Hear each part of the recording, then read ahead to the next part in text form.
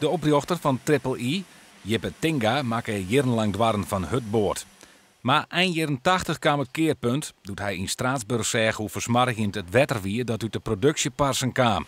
Wat er dan uitkomt, dat stroomt bij die persdel. En dat belonen toen op dat moment in de Rijn.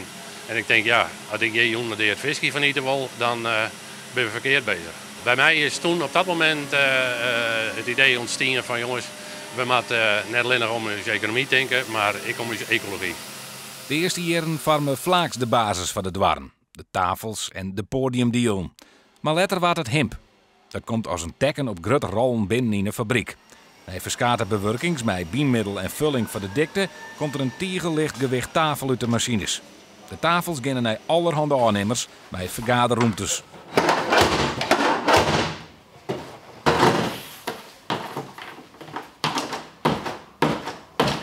Afval komt er bij de productie eens net vrij. Alles wordt op een nijbroekt.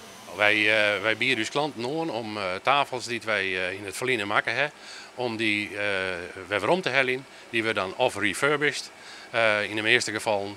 En wat net het refurbished werken, dat gaan we 100% weer recyclen. Ik denk dat van alles wat er is, dat er misschien 10% maximaal in verlengd gaat. En die 100% wordt hergebruikt. Zo'n begin dit jaar maakt het bedrijf ook wandpanelen en plafonds van petflessen.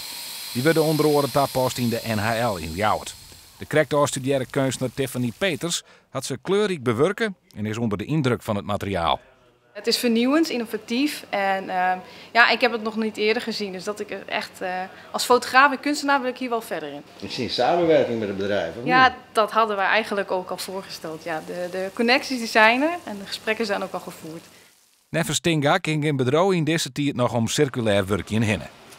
Ik denk dat het nou de heetste tijd wordt om er echt eens goed over te denken. Want een toekomst zonder is in mijn eigen net mogelijk.